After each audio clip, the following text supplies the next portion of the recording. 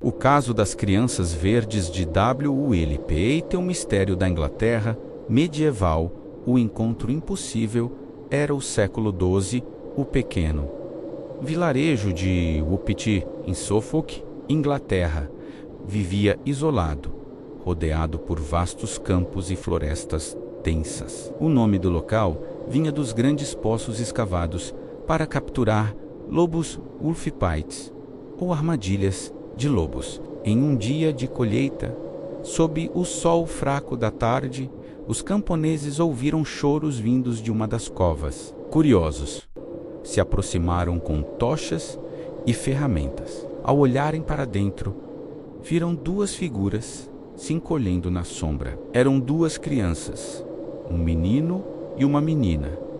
Tinham aparência humana, mas com uma diferença impossível de ignorar. Suas peles eram verdes, as crianças verdes. Os aldeões ficaram aterrorizados, mas também curiosos. As crianças usavam roupas feitas de tecido estranho, como se não fossem de nenhum lugar conhecido. Seus rostos eram frágeis, magros e pareciam completamente perdidos. Quando tentaram falar, ninguém entendeu. Falavam em uma língua desconhecida, que não se parecia com um inglês nem com um latim. Os moradores as levaram para a casa de Sir Richard Colon, um senhor local, que decidiu cuidar delas. Mas algo chamava ainda mais atenção. Elas recusavam qualquer tipo de comida. Não comiam pão, carne, nem frutas. Ficavam fracas, tremendo, chorando de fome. Até que um dia, quando viram feijões crus recém-corridos, correram até as plantas e começaram a comê-los desesperadamente. Depois disso, só aceitaram ervas e vegetais crus. A morte do menino.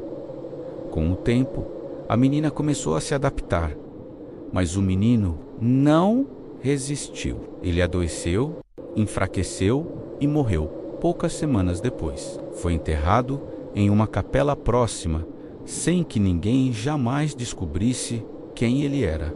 A menina, porém, sobreviveu. Aos poucos, a cor de sua pele começou a mudar. Do verde vibrante, passou a um tom pálido, quase normal. Também aprendeu a falar inglês e começou a contar sua história. A história da menina.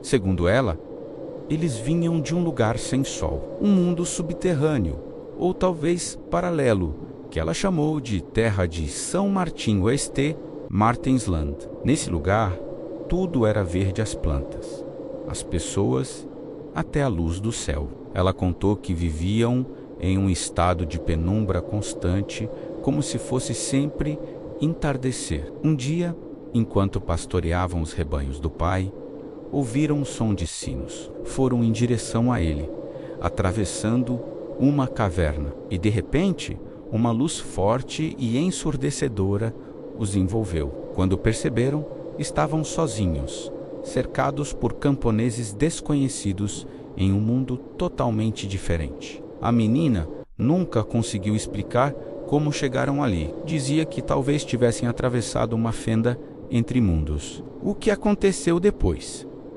Com o passar dos anos, a garota passou a viver como uma cidadã comum. Foi batizada, aprendeu inglês e serviu como empregada em casas nobres. Alguns relatos dizem que ela se casou com um homem de King's Lynn e teve filhos, mas ela nunca esqueceu seu lar verde. Sempre dizia que sonhava com aquele lugar de onde viera, com as vozes suaves e o brilho esverdeado. Os padres e estudiosos da época ficaram obcecados. 2 cronistas medievais registraram o caso em detalhes. Ralph de Coggeshall e William Newberg. Ambos escreveram sobre as crianças de pele verde, que ninguém conseguiu explicar. As teorias. Durante séculos, estudiosos tentaram encontrar respostas, mas nenhuma teoria explica tudo. Teoria científica.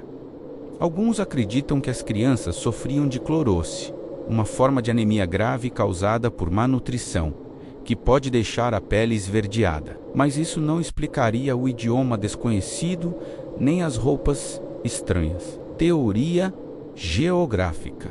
Outros dizem que eram crianças perdidas de uma vila florestal isolada, talvez com deficiência de ferro e pele afetada pela luz das cavernas. Mas ninguém jamais identificou uma vila desaparecida. Teoria sobrenatural.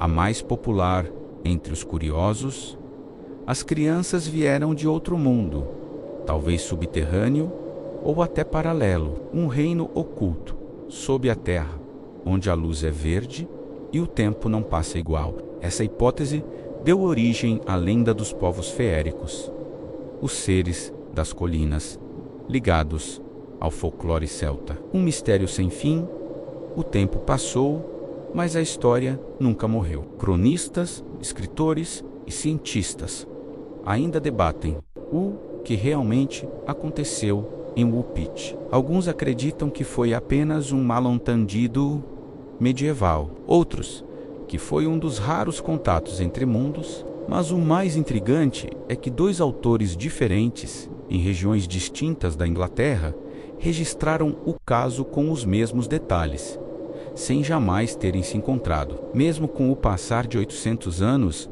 a história continua viva. E até hoje, na vila de Wupit, há uma placa turística com a figura das duas crianças verdes. Lembrando que ali começou um dos maiores enigmas da Idade Média, o símbolo. Alguns dizem que a história das crianças verdes é um lembrete.